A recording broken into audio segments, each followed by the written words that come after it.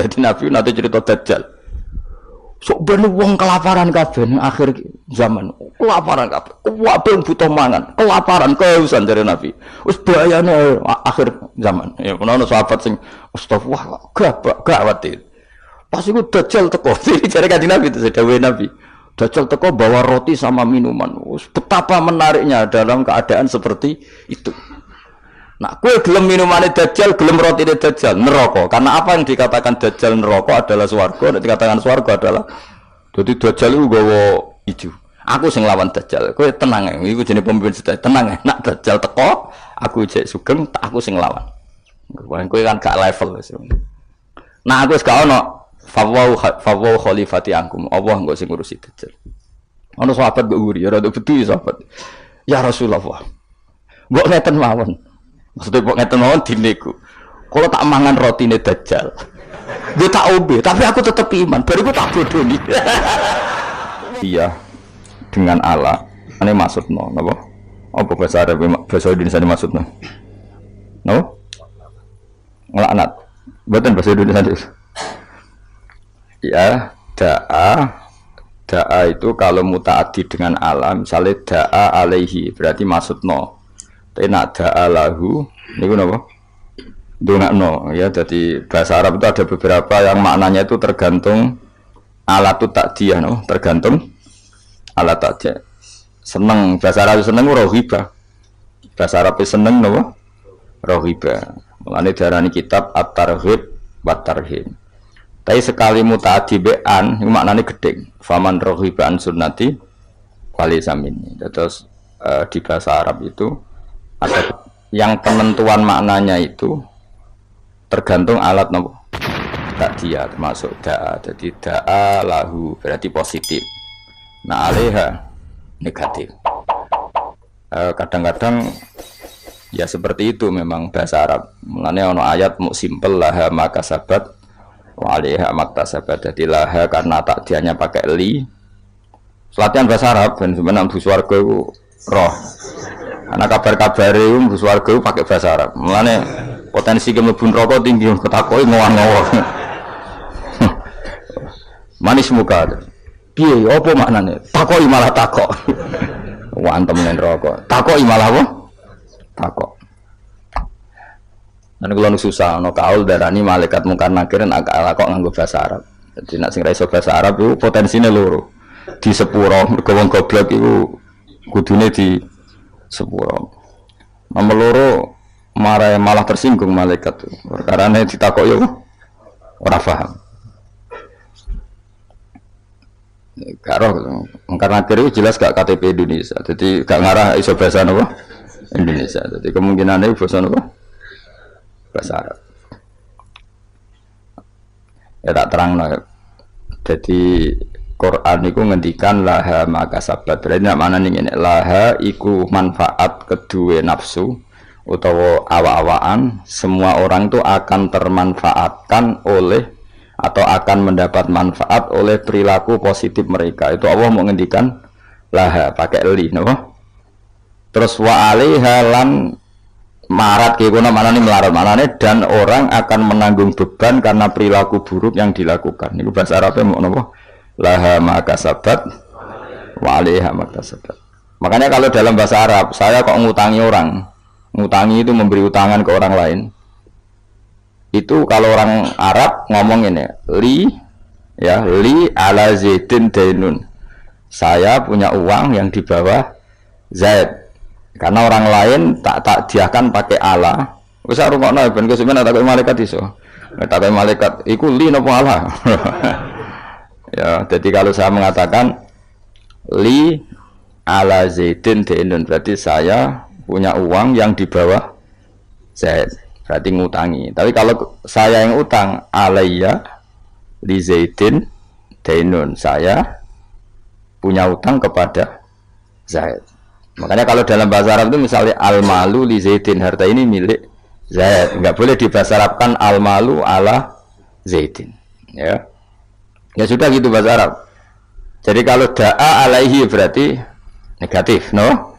Tapi kalau da'a lahu positif. Jadi pokoknya apa? Laha maka sabat wa 'alaiha maktasabat. Sehingga di bahasa Arab itu Allah selalu pakai li dalam menunjukkan otoritasnya. Misalnya lillahi mulkus samawati wal ard. Allah punya otoritas mengendalikan langit dan bumi. Enggak boleh diredaksikan ala wahi mulkus samawati wal ard. Enggak boleh seperti itu. Yaitu kaidah umum ya. Tapi kemudian ya tentu ada banyak pengecualian atau ada konteks lain yang itu tidak harus. Pun kawan pahami. Jadi Quran itu sering simpel menghentikan apa laha makasabat waliha maktasabat. Yang mana ya sudah seperti itulah makasabat. Setiap seseorang akan diuntungkan oleh perilaku positif yang dia lakukan waliha maktasabat dan akan dirugikan oleh perilaku negatif yang pernah dilakukan. Ini Allah mau napa pakai laha sama napa alaiha, napa pakai laha sama alaiha. Ya begitu seterusnya di hadis. Sehingga perdebatan ulama kalau maknanya hadis itu termasuk itu. Jadi apakah alat takdiyah itu menentukan? Ya jawabannya iya, karena kalau rohiba misalnya seneng, itu orang Arab darani rohiba. Berarti at-targhib fi sunnati Rasulillah, seneng sunnah Nabi. Tapi sekali takdiannya itu maknanya benci kayak terus wa may yarghabu am millati Ibrahim illa man safiya nafsa. Tidak ada yang benci aturan-aturan Nabi Ibrahim kecuali orang sing bodoh illa man safiya nafsa. Kata setengah hadis faman raghiba an sunnati falisamin. Itu sekali alat takdiannya an diganti li, itu faman raghiba li sunnati itu maknanya seneng. Jadi itu bahasa Arab. Mun kalau terang ya. Ada 6 orang sing dilaknati Allah, termasuk az-zaid fi kitabillah. Orang yang menambahkan dalam Al-Qur'an, yang menambahkan itu misalnya secara penulisan bisa melanggar aturan penulisan, itu yang terkait penulisan. Kalau makna nambahi makna, kalau filsafat ya nambahi napa filsafat. Pokoknya apa saja sing keceluk napa mendamai. Sehingga dalam konstitusi ulama itu ada hal yang menyenangkan kita, yaitu termasuk dosa besar. Bahkan kalau Sayyid Abdullah bin Husain mengatakan termasuk murtad. Tapi kita jangan ngikuti yang terlalu ekstrim lah. Pokoknya dosa besar, tidak usah sampai murtad. Meskipun saya setuju sama Sayyid Abdullah bin Husain supaya orang itu takut. Itu adalah ijabu malam yajib, mewajibkan sesuatu yang tidak wajib. Jadi misalnya kayak di pondok mentang-mentang kue khusyuk terus santri gue wajib wiridan, itu masalah itu cara konstitusi orang alim, karena wiridan itu tidak wajib. Sehingga kadang wong beling yo luwih bener mereka ora tahu wiridan, mereka enten yo ora wajib. Cuma ya atine atas wong ora tahu wiridan. Tapi yang jelas yang wajibnya itu salah dalam konstitusi ulama, itu salah besar. Karena kalau itu ditoleransi, saya ulang lagi, kalau itu ditoleransi, maka syariat ini akan tambah beban. Misalnya ada jenis kiai khusyuk senengane wiridan, santri ini diwajibno wiridan. Nah, kiai nengkek, santri ini wajib setrikanan kelambine. Kok isin di santri apa? Gak modis. Gak stylish lah, isin. Lah sing repot ketemu kiai zuhud, isin nanti santri ketok najis, senengane sing ketok dosa. Kita zuhud, terus kita kiri, senajan dia kiri tenan, tuh. Wawan repot. Karena nanti setiap orang akan mewajibkan sesuai selera. Maka termasuk kriminal besar dalam konstitusi ilmu itu ijabu malam yajib, mewajibkan sesuatu yang tidak wajib. Karena nanti syariat ini akan kebebanan. Soalnya kok mendingin, semua aku wajib paham. Wah itu bahaya betul. Selain orang arah kan berat. Wis paham ora wajib, wis pokoke ora wajib. Ya seorang lagi ya, termasuk kriminal besar dalam konstitusi ilmu itu ijabuma lam yajib, mewajibkan sesuatu yang tidak wajib. Itu bahaya dalam Islam karena nanti Islam itu berat. Makanya tradisinya ulama-ulama top dunia itu kalau jamaah, saya mulai kecil di Mbah Mun ya, padahal ngimami Mbah Mun separuh santri ya bubar, sing ngimami Mbah Mun gak wiridan. Ya karena ya tadi kiai ini rawani ngloroi wong ora wajib. Tapi ya tetap ngajak wiridan wong ora dijak eling pangeran, dijak eling pangeran, tapi separuh bubar. Saya pernah makmum di Lirboyo ya gitu. Saya punya teman yang penelitian di Uzbek juga gitu. Jadi kok nak maghrib di Mami Mustafa kesunatannya sing separuh napa bubar. Bila perlu 99%. Itu bukan demonstrasi, implementasi dari menghindari ijabuma lam yajib. Tapi orang boleh menuduh itu bukti railing pangeran. Itu juga nyata. Memang ya railing pangeran tenan sebubar-bubar gitu. Tapi memang berat. Apa? Kalau itu ditoleransi itu berat. Agama ini jadi berat. Coba kan kiai itu tipikalnya kan macam-macam. Ono sing seneng wiridan, nanti bisa saja muridnya diwajibkan ono sing wengkek. Stylish, carane ketunan ngene, carane kelambinan ngene, wis pokoke mergo isin dene di santri ketok desa. Ono sing repot sing kiai sing seneng zuhud. Santri maca ora oleh, santri kudu ketok melarat. Terus ini semuanya jadi aturan. Itu berat Islam. Napa? Berat. Sehingga mulai dulu itu masyhur itu kalau nanti cerita tentang mriki. Ada bin Mas'ud kok ana wong duha bendino. Wong disuweping. Kowe kok nyanyi salat duhur. Maksudnya wong duha kok lakoni bendino berarti posisinya koyo salat disuweping. Abu Bakar oleh para meneh pas ada hari puasa itu. Puasa Arafah, pokoknya puasa pas puasa enggak wajib. Bujune iku mempersiapkan buka sahur. Iku kila iku sampai kudur-kudur iku bangsane cara saiki golongane apa iku. Alat-alat masak iku ditutuki Mbak Abu Bakar. Karena kamu menyaingi fardu. Napa? Menyaingi fardu.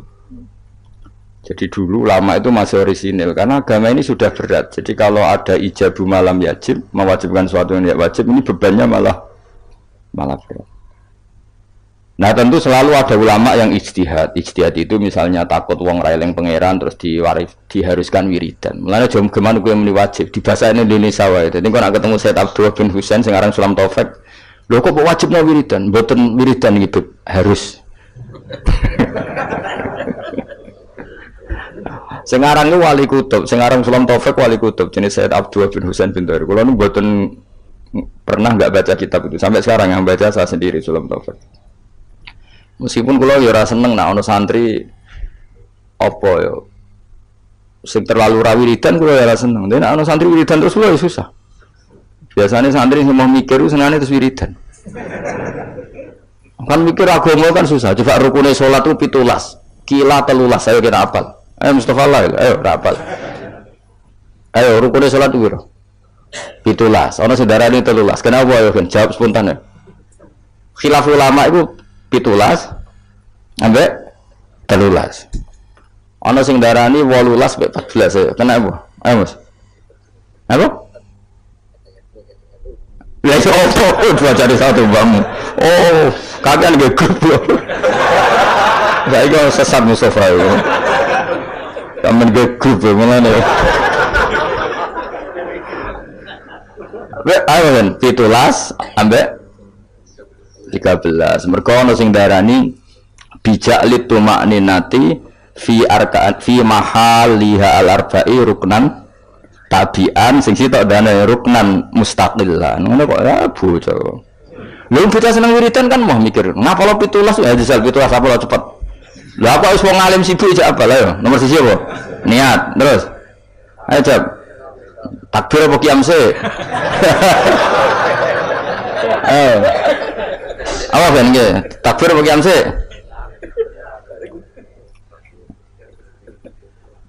Guys, dihitung bareng qiyam takbir, takbir qiyam. Telu, terus sama nih. Ayo baca cepat. Fatihah terus. Ruku terus. Tumanina, terus. Tidal. Tumanina terus. Sujud. Wah, berarti atau ngaji ra ono sujud tuh. Sujud mesti dihitung tumanina. Iya, apa juluse sing dihitung? Sujud tumanina terus. Julus bina sajudatan bahasa Arab ora iso. Terus 10. Terus gak terus hitung. Langsung sujud saja dihitung langsung minus 10 terus lagi 10 loh. Julus tasahud akhir. Tasahud akhir, sholawat ning tasahud akhir. Apa? Salam wis piro?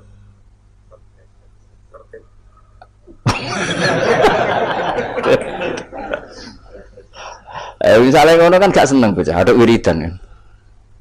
Jadi sing seneng wiridan itu perlu dicurigai, siji eling pangeran. Nang loro pancen moh hukume pangeran sing mikir ku ora seneng. Terus kelemane wiridan ku wong dikei hak menghayal karepe. Kalau kepen di bojo ayu nu solusine kan yo wiridan. Kepengen sugih nu ya solusine. Lah yang dia tidak tahu efek negatifnya adalah dekne ra tau eling Allah dengan makna yang digedaki Allah. Coba santri iku kon ngaji kon ben roh hukume Allah halal haram. Tapi mamen wiridan. Iso gak eling roh halal haram nah dekne men wiridan.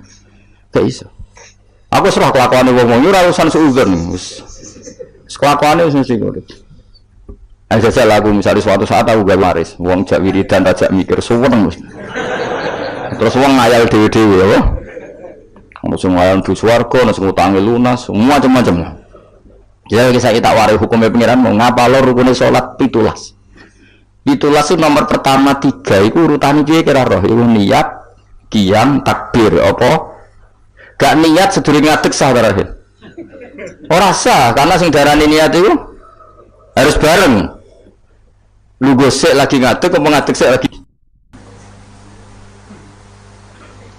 Ngadeg sik. Lah berarti niat mbek ngadeg kudu dhisik. Ora tau mikir nek yo kok dadi ahli swarga piye.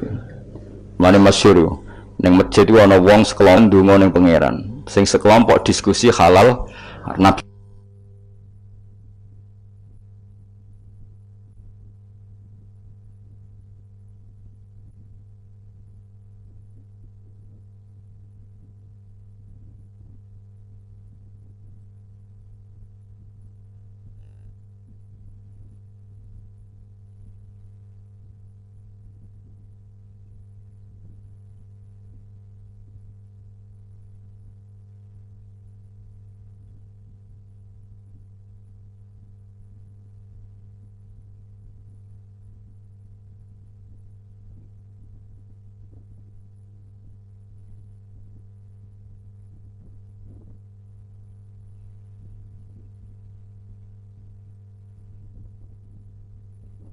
sulus. Nak zaut antarane rubu ambek nisfun. Nak zaujah sumun ambek rubu. Wis lah. Oh, boy, bagus. Pusing. Padahal hukumnya pangeran, apa? Ya jelas hukumnya pangeran. Saya ini belajar hukumnya pangeran di wiridan dhuwur di. Oh, dua belajar hukumnya pangeran sembrono.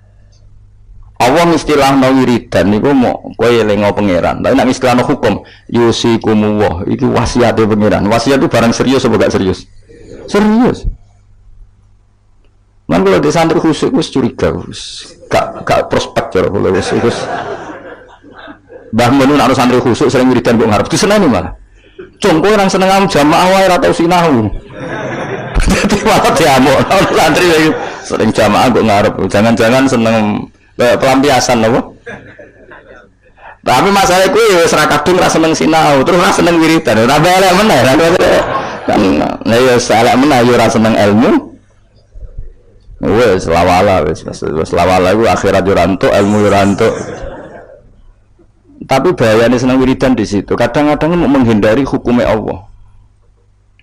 Gak siap dene diterangno hukumnya Allah kan. Ya mau jajal santri warai ngene, cung nek bar salat maca iki luwih siap. Jajal ngomong ngene, cung nek bar salat apal lo sing rukun kundi sing sunat di. Apa menan nanti ngene sing sunat ayat piro sing abad piro tambah ro. Ayo surat abad piro. Ayo Mas nek iso tak kei dhuwit saiki. Sunat ono piro? Ono abad, ono hayat. Nah abad sing 7 baru bisujudis sahwi. Nah hayat ora terus tak kon ngitung. Ayo hitung sih, hayat piro. Tak kei dhuwit saiki. Waduh orang terima 100-200.000. Mau serang aja, saya ngaji sing biasa gue jalan ngalor gitu, gak siap. Wah, gak siap. Karena apa ya? Ilmu itu wis ruwet. Mulan kalau yakin ilmu itu wis ruwet. Mulan kalau yakin para kanjeng Nabi Muhammad SAW. Umpama kanjeng Nabi ku isih sugeng, iku ambek wong wiridan, ambek wong ngaji ku Nabi gabung sing ngaji. Kau ngaji itu mesti bener ya, mergo nerangno hukumnya Allah. Tapi nak dongo, sekarang motivasi ada doa itu keinginan kamu apa keinginan agama ini? Kowe kepengen dibojo ayu, keinginan Islam mau keinginan kamu? Jak jawab ya, gak usah munafik. Keinginan kamu, kowe kepengen urip di dhuwit, keinginan kamu apa keinginan Islam? Tapi wong sing mulang halal haram, bahwa anjing diarani haram, babi diarani haram itu keinginan Islam apa keinginan kamu? Keinginan Islam. Mulane tetep dhuwur ulama tak jamin. Ngono ku ulama sing ninggalno nafsu. Awas kok nawani ulama. Lihat orang yang belajar itu ngomong keinginan Islam. Coba aku nerangno nak niat ku fardu ain untung ku apa ya? Cong nak salat ku niat ku fardu, ngadeg ku fardu bagi sing mampu. Fatihah ku fardu. Keinginan Islam atau keinginan saya? Keinginan Islam. Tapi nak eling pangeran. Eling dengan makna kelakuanmu iki malah. Eling pangeran kok nyaur utangmu, kok nuruti karepmu. Ayo jawab. Lho gak usah wedi menyang kelakuanmu wis ngono, wis biasa wae. Mulane tobat, lewat ngaji iki tobat. Maksudnya wiridan tapi wae sak kadare baru ku belajar halal haram. Kandhane nang ngomong. Wong alim tuh orang sing paling ngomong tentang keinginan Islam. Untungnya apa jajal kayak kula niku jujur nerangno niat iku fardu. Nek ora niat salate gak sah. Maca Fatihah fardu, nek ora maca Fatihah salate gak sah. Itu keinginan Islam. Tapi aku donga ya Allah, kula kepengin di murid sing sopan, sing nurut. Oke ingat. Akhirnya seru kira aku duwilu. Tapi ya lucu deh, sopan ya lucu. Mulane kalau biasa rasa sopan ada apa? Sopan. Dosa kan ya sopan malah. Oh, dadi ini tason kok gawe-gawe wis bakate ora sopan terus wae biasa wae. Ya saya ulang lagi ya, wong kudu mikir. Eling Allah wae, tapi maknane eling Allah maknane ning gone ahlul ulama iku eling Allah eling sak ketentuannya. Misalnya kayak di bujut cerewet, terus dungo ya Allah mugi-mugi bojo kula niku dados wanita ingkang sholihah. Terus eling ketentuane Allah. Sing ditakdir di bojo sholihat iku ana aturane. Misalnya terus eling at-thayyibatu lit-thayyibina wa thayyibuna. Pokoknya walhasil eling lah terus al-khabisatu al-khabisina al-khabisuna al-khabisat wa thayyibatu lit-thayyibina thayyibuna lit-thayyibat. Iya, Allah gawe aturan bojo sholihah iku pantese sing lanang lho. Soal akhirnya mikir, bukan sidorian Gusti. Ini sementara niat ini saya batalkan. Saya tak soleh dulu, baru nanti setelah saat ini saya soleh. Jenengan yang harus mengikuti aturan.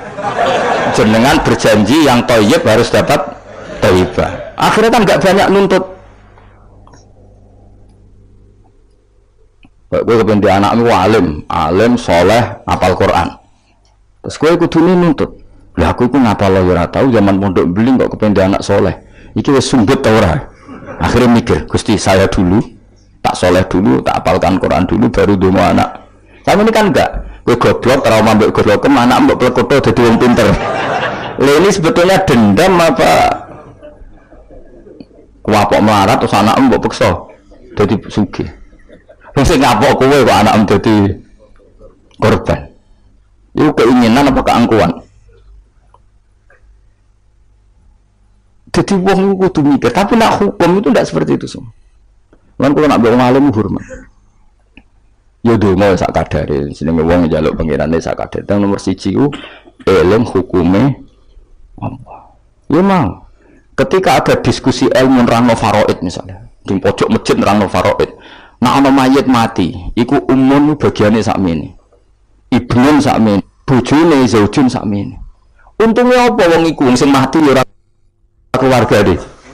Untungnya menerangkan ketentuannya Allah Subhanahu. Nak kowe mojok donga, jajal takoki. Kenapa kok donga ngantos nangis? Utang kula kuat. Tentu kualitasnya makanya Nabi gabung sih menerangkan halal haram. Ya ruwono. Kita udah siap kabeh. Menurut aku ngerti kelakuan lu mesti seneng. Nah, aku serah. Ya tapi tetap donga, tapi ya sak kadare. Sak kadare sing nganggo donga sapu jagat terus Rabbana atina fid dunya hasanah wa fil akhirati hasanah wa qina adzabannar. Kula niku fanatik ambek ilmu, kula fanatik. Sing nganti kula ketemu pangeran fanatik. Mergo ilmu itu menjangkau semuanya. Dan ilmu itu juga sing bihi ubadullah, dengan ilmu Allah disembah, dengan ilmu Allah ditaati. Tanpa ilmu itu nggak bisa semua sudah. Coba kowe misalnya donga, ya Allah kula kepengin dadi wong sugih, sing barokah, sing manfaat. Pertanyaannya, ukuran barokah itu apa? Nak sugih gelem zakat, lha roh bab zakat. Wong bab zakat ae. Ora kula kepengin di bojo ayu sing nurut. Lu nurut kowe dalam keadaan goblok. Berarti nurut nang kesesatan. Cukup ora mikir. Kluru meneh, ayo, wen roh raimu nak bae bener. Sepakat maksiat pancen. Tapi nak kowe nganggo ilmu, aku iku pantes untuk bojo salihah ta ora? Ngaca. Aturane Allah nak at-thayyibatu lit-thayyibin utawa nak salihah lis salihin. Akhirnya kan mengkaca diri sendiri. Wis ra sedo menggerian Gusti, salihah menggerian tak saleh riyen ngono. Thayyibat menggerian tak thayyib riyen. Kowe belajar. Wong senengane mendonga addu'a mukhul ibadah. Donga iku sumsume.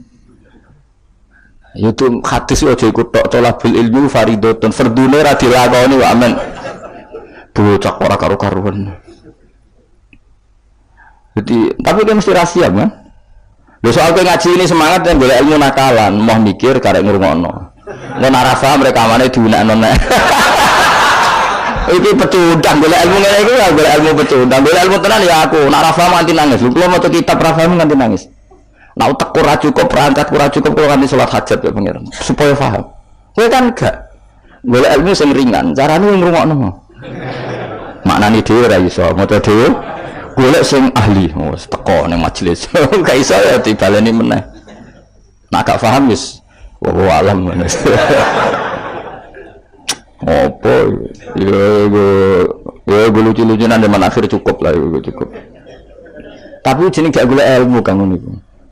Apa ya mau pecinta atau apa ya pokoknya ya darane pecundang kok elek nemen setelah pokoke ngono. Ya tadi eling-eling ya. Jadi Kanjeng Nabi nate rawuh teng masjid, posisi beliau masih berdiri, ada sekelompok sahabat yang berdoa, ada sekelompok yang diskusi halal. Itu ada di Muqaddimah Ihya, ada di Muqaddimah kitab Majmu', ada di beberapa kitab hadis ada. Terus Nabi berdiri sempat ngendikan mereka itu berdoa kalau Allah berkehendak yang mengabulkan, kalau Allah tidak ya tidak mengabulkan. Tapi kalau ini diskusi ilmu dan itu pasti benar karena yang untung Islam juga.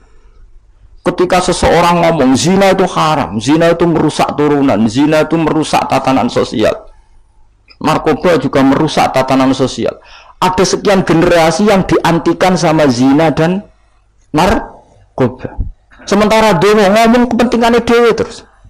Ya ora kelas wong demo mbek mulang iku cara derajat ya ora kelas. Ngandel aku tuh bocah kandhanane kok angel. Wong mulang tuh orang yang berhasil mentakbirkan apa yang ditakbirkan Allah, menjelek-jelekkan sesuatu yang dijelek-jelekkan. Misalnya Allah nyifati zina bi innahu kana fahisyah. Itu buruk sekali, wasa asabilan dan merusak dalan keman, merusak tatanan ya. Terus si wong alim mau mulang, zina bahaya aja. Wong lali anak keluarga katut babon, wong nasabe gak jelas gara-gara katut babon. Narkoba yang bahaya, mabuk, kecelakaan, pembunuhan, rata-rata sebabnya narkoba. Ini dia kampanye sesuatu yang dikampanyekan Allah. Sementara ke mojok gayamu khusyuk, Gusti kula melarat buasan Gusti. Cari malaikat wis roh. Paring suka. Coba itu egois enggak? Coba saya itu egois enggak? Egois. Nah kalau ini dia dengan ini Gusti saya ini Islam itu kuat. Bingung orang di suwe syaratnya kuat ngaji dulu. Paham ya syaratnya kuat ngaji akhirnya gabung sing ngaji. Paham ya melane kula suwun donga iku ya sak kadare iku maknane porsinya di bawah tolabul ilmi. Aja kok terus randu kowe sombong. Sekere ra ngalim ra tau wiridan tambah sombong meneh. Apa meneh tambah wis ra tau wiridan ngaramno wiridan malah lucu meneh. Wis ra tau wiridan ngaramno. Cuma ana untungnya. Kenapa ndak wiridan? Kan menurut saya haram. Jadi rontok enteng ya wis. Tapi ya lucu wae.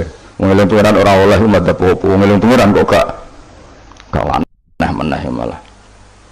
Mazhab ora sekedar salah tapi aneh wong eling pengiran kok gak.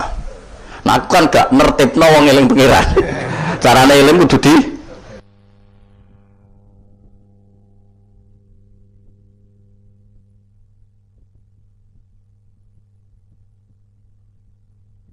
tertibno. Kata gampang ini, gue eling Pak Jokowi, atau eling Pak SBY, atau eling Pak Harto. Terus mau eling ngene tok lucu gak? Misalnya, aku eling Pak Jokowi, wong Solo. Iku Pak Jokowi ora bangga. Tapi nak gue eling karena gawe tol, karena gawe bendungan. Sing dilingi lah kan bangga. Mereka sing dilingi tas ini. Misalnya Mustafa tak elingi, gue eling Mustafa eling. Wongnya pokoknya nak ngaji gue ngarep, wis tuwa nak ngaji turunan. Mangkel gawe, mangkel. Kowe lem rogene eling wong gedut nak ngaji bapak murah kok guyu banter. Kan mangkel. Tapi nak dieling-eling dari sing apik, kowe lem rogen. Wah iku minasabiqinal awalin. Kan keren apa? Mustafa minasabiqinal awalin. Padha terus kerennya apa? Misalnya Allah mbok eling-eling mau prestasi Allah iku nuruti kowe iku kepengin dibojo ayu, kepengin ndoma apik. Allah kok bocah bakas. Cara bocah-bocah ini, cara bahasa gaul bocah bakas barang-barang sing cemen apa? Makanya Allah itu kalau nyeritakan zatnya itu yang keren-keren. Aku sing gawe langit bumi gawe srengenge. Misal Allah sing gawe bojone Ruhin. Kan yo keren tapi kan terus gak gaul lah maksudnya. Paham tak maksudnya? Jadi yang pangeran aku kudu ditertibno, maksudnya dengan sifat sing keren. Lah ya bayangane ngono, wong eling manusa wae, wong seneng nganggo sifat keren. Iku mulane disebut walillahil asmaul husna. Nek eling pangeran nganggo sifat-sifat sing agung. Walahul matsalul a'la fis samawat. Allah itu punya sifat-sifat sing al-a'la sing sangat luhur. Terus Allah mbok sifati mo. Kenapa kesugih? Wah aku tahu. Iya aku ndonga terus ben sugih. Mulane dituruti pangeran di dunia akeh. Dunia ku barang sepele. Tapi nek aku ngomong ngene, Indonesia itu negaranya tertib, barokahnya masyarakat menjauhi perzinaan, menjauhi narkoba, dan itu karena didikan agama. Kan keren, Allah mbok sebut dalam konteks besar. Nah, orang alim itu orang sing mentakbih apa yang ditakbihkan Allah. Iku Allah ketika sifati zina piye? Innahu kana fahisha, sangat buruk. Wa sa'ana wa sabila. Pembunuhan juga gitu. Siapa yang membunuh orang mukmin yang tanpa hak maka diancam neraka gini-gini. Ya jelas ya kula suwun ya pokoke wong kudu seneng ilmu. Sak dhuwure seneng wiridan. Ya tetap wiridan kowe. Wis ngaji ora wiridan ora terus dadi apa. Dadi toreko lae sak ngisore ngaji. Tetep maksudnya ya toreko iku nganggo napa? Ngaji. Ora kok terus kula kepengin jenengan seneng kula mboten penting. Sampeyan seneng kula ora penting. Kula kepengin seneng pangeran, sampeyan seneng iki. Pesan ini malah ribet. Senengnya men sowan malah ngel-ngel wong. Sowan kiai pas ngaji tak kandhani, sowan kiai nak ben barokah pas siji ya kiainya sudah milik publik, suasananya ngaji. Lah nek sowan maling terus suasanane jamin rawuh. Sehat napa mboten gak sehat gak kelar rene aneh-aneh ngono. Mesti takokane iku barang-barang ra penting, bener apa? Nak kurang bayar malah takok, "Temu iku musim pundi? Musim napa nih? Musim tembakau." Malah tak kok niku nembe musim napa musim hujan. Ini kene ape dudusan kok cerita. Musim ra penting, wae tema-tema ora penting. Aneh-aneh. Lha kiye ujak bakas ngono. Serepet. Mau enak seneng kiai ya napa? Ngaji, liyane iku gak penting.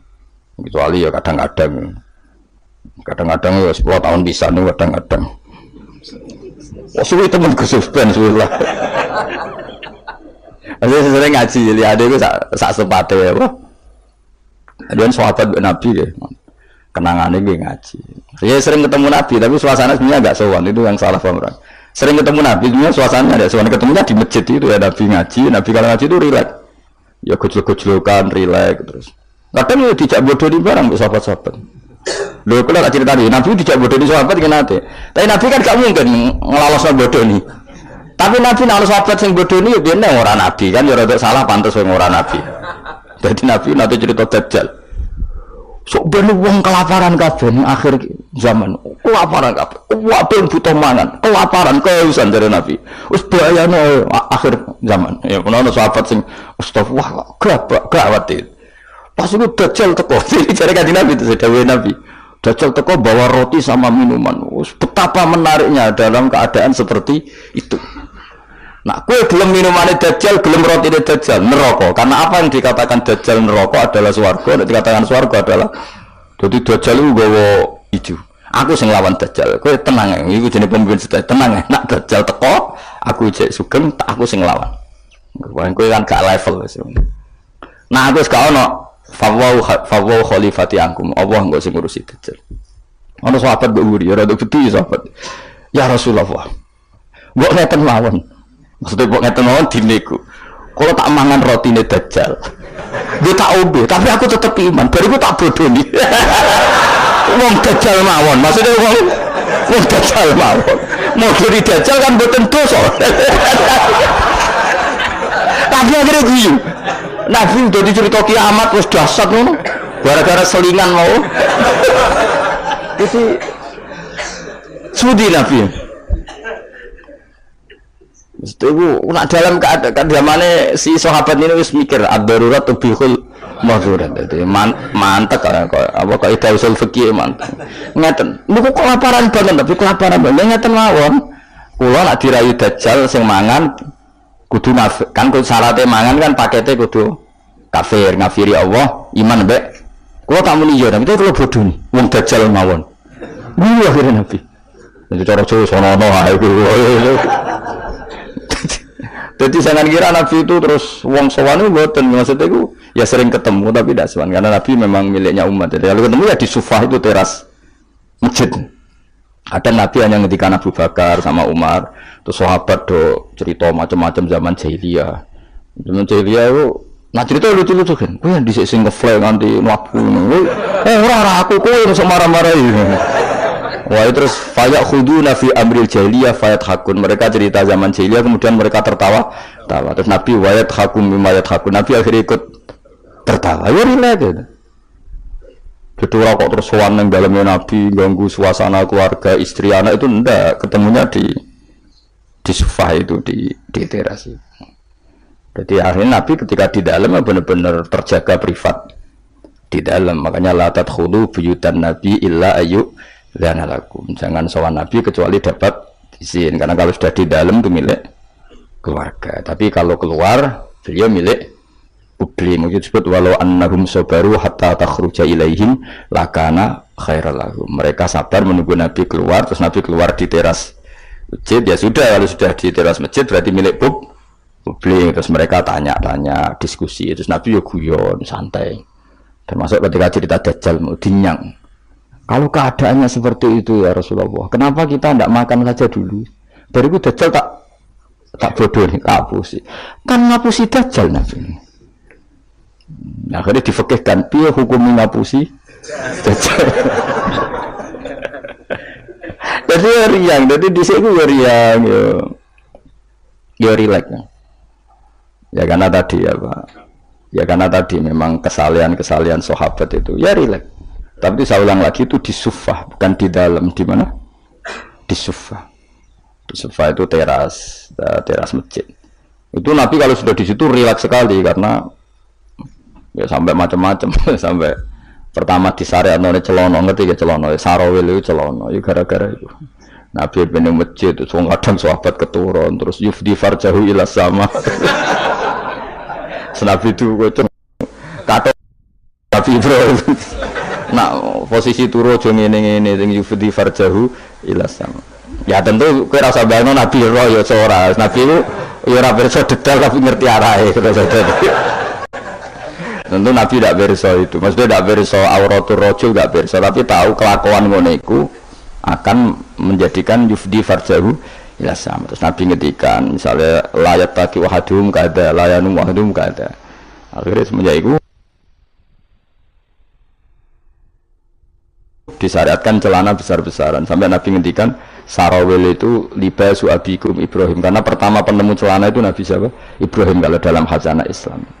Makanya terus ada wong Arab itu ya jubahan, ya sarungan, bariku ijek celana. Terus adanya kiai-kiai kuno juga pakai apa? Celana. Maksudnya ini sempat ya memang celana. Jadi lebih apa ya? Lebih astar ya, lebih yang ditutupi lebih banyak.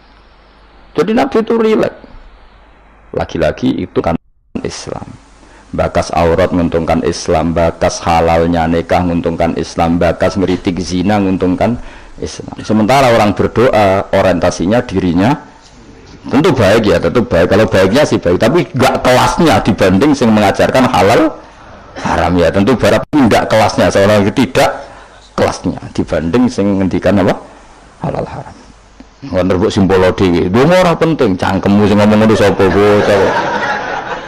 Bocah kok angel temen bener kok kowe. Angel nerangno wong bidol kok angel. Senengane nyimpul ngaji ra paham kok. Amit-amit tenan saiki. Wis tapi resiko dadi tokoh wong do nyimpal aku kadang wong aku sing duwe narasumber ra paham ngono kok terus do nyimpul paham itu bingung. Tapi swakada amruhe kotorom metu, pangeran kersane ngono wis. Repot. Tapi ben iku sing rame-rame dunya. Lu ngaji ora paham senengane apa? Misalnya terus jadi doa itu enggak penting, yang penting ngaji. Ku ngaji ora paham. Wis wae simpel, wis pokoke mau ngaji mau rungokno. Ayo ora paham style meneh. Wis ngono ae bar ku wis ora usah nyimpul wis bar wis. Ribet kemarin. Ya oke mulai ya, jadi eleng-eleng ya. Karena kelebihannya orang menerangkan halal haram tadi, dia ngomong atau mengkampanyakan apa yang menjadi keinginan Islam. Keinginan Islam tentu apa? Ingkarul mungkar, mengingkari barang yang seharusnya diingkari dan melakukan satu kebaikan. Dan itu hanya bisa dijelaskan dengan ilmu. Misalnya barokahnya nikah, orang jelas anaknya siapa, sehingga yang berkewajiban nafkahi siapa? Barokahnya nikah, ini istrinya siapa? Yang wajib menafkahi siapa jelas. Tapi kalau zina, ini anaknya siapa gak jelas. Istrinya siapa? Maka terjadi kekacauan sosial. Nah, akhirnya Islam itu bangga be wong alim perkara nih. Dia yang bisa menjelaskan hikmahnya Islam mengharamkan zina, mensyariatkan nikah. Nah, untungnya kan gak terus mojo Gusti kula nyuwun bojo ae. Terus kan bojo mayu piye? Kan semuntung gue tak umpama disebadani pengiran semuntung kan. Untungnya Islam apa? Beda dengan penjelasan pentingnya nikah, haramnya sifat atau haramnya terus gue nerangno, oh barokahnya nikah. Zainab milik siapa jelas, Sri milik siapa jelas, anaknya anak siapa jelas, kewajiban nafkahnya kepada siapa. Coba kalau perzinaan anaknya siapa enggak jelas, wong sing ngurun akeh. Iku anak sapa? Nak delok kriting anak iki tapi dijelek. Kan dadi bingung. Kok kriting tapi mripate kok mirip iki, tapi nek irune kok mirip iki. Apa hasil kombinasi? Wah, bingung. Iku ahli DNA bingung kan pusing. Kok lahir sing tanggung jawab lahirane iku. Sapa? Jadi zina iku ruwet. Lha iku sing nerangno ya sing ngaji. Sing sitok men egois bakas dirinya ya ora kelas dong ya. Awas kena mbok simpul to tuh. Cara Gus Pak donga ora penting buahmu sing ngomong ngono ya sapa. Coba senengane kok. Akan ke grup apa mah.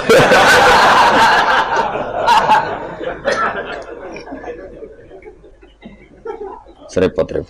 Angel nerangno kowe bang. Muga sepuro pangeran. Gak di sepuro ora apa-apa, kelakuan ngono paling. Mun wae terusno ya. Pokoke ngaji ge, pokoke nomor 1 napa?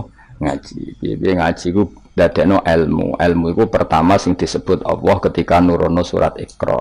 Allah nu pas nurono surat Iqra mboten bakas donga, mboten akan nomor dibakas ilmu. Iqra bismi rabbikal ladzi khalaqal insana min 'alaq. Baca itu menjadikan tahu. Dan ketika Allah mengenalkan sifatnya, sifat yang pertama dikenalkan diantaranya apa? Allamal insana malam ya'lam. Jadi Allah itu mensifati dirinya apa? Mengertikan manusia sesuatu yang manusia tidak ngerti. Jadi hubungan Allah dengan manusia pertama apa? Hubungan ilmu. Dari tidak tahu ditahukan. Jadi ora ono ning surat Iqra pertama aja bahwa doa ibadi ora ono wis nomor sekian. Yang pertama dikenal apa? Allamal insana malam ya alam. Allah adalah zat yang mengertikan manusia apa yang manusia tidak ngerti. Jadi agama ini hubungannya Allah dan hambanya pertama juga urusan ilmu. Ya pertama juga urusan apa? Ilmu. Mana ngaji, gua ya les ngaji, gua kitab, gua pulpen, gua rekaman. Wah itu sudah sesuai perangkat ilmu. Dulu gua itu ngalim, kurang apa nih? Kitab gua, pulpen gua rekaman, ngaji gua ngalim, kurang apa nih? Nggak ada masalah dalam sehnya. Berarti masalah ada pada siapa coba? Umumnya kiai itu kan kadang masalah dengan gurunya, ini kan nggak ada masalah. Sopo sing ora Mbah Mun aku murid Mbah Mun. Sopo sing ora Ki Nur Salih roh kabeh. Kan tidak ada masalah dengan sehnya. Ini masalahnya dengan siapa? Nah aku ini masalahnya pada saya Gus. Berarti ke cata waduk tenan sampai tenan. Soalnya sing salah aku. Gak gitu ora gitu. Tapi perangkat golek ilmu kowe wis cukup wis go kitab. Go pulpen. Go rekam. Kurang apa nih? Kok nganti ra paham kurang apa nih? Kitab itu karangannya wong top tenan. Saya tidak pernah ngajar kitab yang abal-abal. Kitab sapa sing ora Ibnu Hajar Al-Asqalani iku gurune Syekh Zakaria Al-Ansari. Jadi muridé dekne dadi Syekhul Islam. Dadi Syekhul Islam ning dunia fikih jenis Syekh Zakaria iku gurune jenenge Ibnu Hajar Al-Asqalani sing nyarai Bukhari. Sing ngarang kitab sing tak waca kurang keren ya. Ngaji kitab sapa? Ibnu Hajar Al-Asqalani. Wong di wong pleret wong diraro. Plarat beduan ya ora roh. Al-Asqalani ngono. Asqalani daerah Al-Ardhul Muqaddasah, daerah Palestina. Tapi uripe nang Mesir. Nek nate teng Mekah teng Madinah.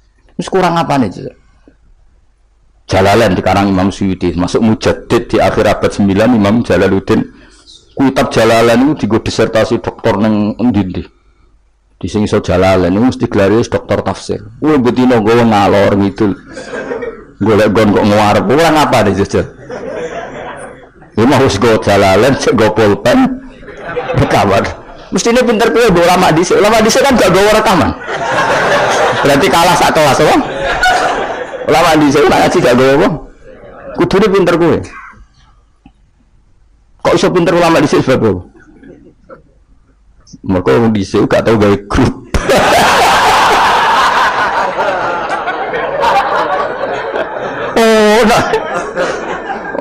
Ngaji rafatin ngaji aman gawe masyaallah ya sampe tamen men kenalan wis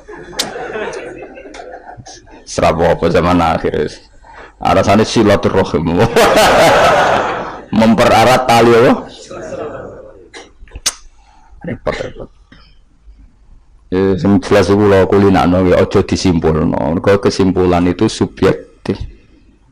Jadi misalnya gini ya, beda ya.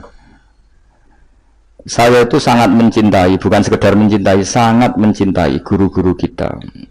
Ya, saya ini rungokno tenan ya. Saya sangat mencintai guru-guru kita, ya utamanya guru-guru kita kayak Mas saya Sarang, Mas saya, ya semuanya semua Mas saya termasuk Lirboyo, Beloso, Sidogiri, semuanya Kudus, Kajen, Krapyak, semuanya kita mencintai, menghormati. Juga sangat mencintai NU, saya juga mencintai Muhammadiyah, semuanya kita cintai. Cuma kadang-kadang kita mau tidak mau harus beda. Beda satu bawaan pemikiran, kadang bawaan zaman. Nah karena beda itu kita ngeritik. Tapi ngeritik kan sebetulnya di hal itu saja, apa? Di hal. Kemudian orang menyimpulkan miranya dalam semua hal. Sehingga ulama mulai dulu mana tidak terima bahak. Hadisnya Nabi butuh penjelasan. Karena Nabi nak duko itu kadang ngendikan laisa minna. Tidak termasuk golonganku orang yang pernah menipu. Loh itu kalau begitu betul kan tidak ada umatnya Rasulullah SAW. Kowe gak sekedar pernah menipu, rezekimu kok bodoni. Orang terima sekedar pernah rezekimu kok bodoni. Kowe iku laisa minnani tak ngamek. Tapi zaman itu ulama sudah mentakwil laisa minna min fitil kal khoslah di sisi itu. Apa? Di sisi itu. Misalnya kita beda dengan Wahabi, saya sering kritik Wahabi, tapi dalam hal yang saya kritik saja, dalam hal yang lain kita setuju. Misalnya tradisi mereka menghormati sahabat, kita setuju. Tradisi mereka menghormat Masjid Haram, kita setuju. Tradisi mereka menghafal Quran, kita setuju. Tapi ada tradisi yang kita tidak setuju. Misalnya mereka sering nggak pati hormat sama ma'afirun nubuwah, tempat-tempat bersejarah. Jadi jangan kira kita, jadi kalau kita meritik ya di hal yang kita kritik saja. Itu pun karena kadang bawaan zaman, bawaan versi, bawaan tradisi. Terus kamu simpulkan, Misalnya kamu simpulkan, Gus Bak benci Wahabi ya enggak juga dalam hal yang kita tidak cocok. Yang kita cocok ya cocok kayak tadi misalnya Sayyid Muhammad tuh kalau ngarang kitab meskipun beliau beda dengan Wahabi, kalau muji ya biasa dalam hal yang sama, dalam hal yang sama karena mereka bermakna. Ya misalnya Nyun Sewu misalnya pengajian umum, saya juga suka dari segi syiar, dari segi apa? Syiar. Tapi ada hal-hal yang memaksakan itu mesti saya kritik.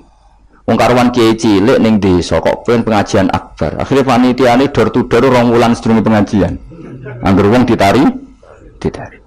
Tapi kalau sudah levelnya memang pondok besar, buatnya besar, keuangannya besar, itu kan memang enggak berat. Tapi kalau yang desa-desa pengajian gede, 2 wulan atau 3 wulan oleh door to door gitu. Wong nganti angger wong dijaluki napa? Juga.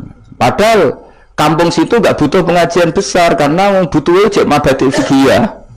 Lalu apa ngundang kiai level apa? Nasional. Tapi karena panitianya yang angkuh. Ya seperti ini harus dikritik. Tapi bukan berarti kita membenci. Karena ada sisi baiknya. Misalnya nah nyimpulkan rezekinya gitu. Misalnya ada orang alim soleh ketemu wong ayu di jalan tanya. Sanging pundi mbak, sanging mriki. Sebetulnya ini murni hakul jar. Karena tetangganya dia takok. Berarti muamalahnya hakun. Terus wong alime ya terbatas. Oleh delok ora kok ngarep ngisor nganti dhuwur sak kadare. Terus bareng rugen roh, oh nak ngono jagoan mbek wong ayu ku oleh. Wong aku tahu ketemu wong alim ya jagoan mbek wong. Ayo. Lah itu jenenge kesimpulan. Kan terus sak karepe dhewe jenenge nyimpulno iku sak karepe.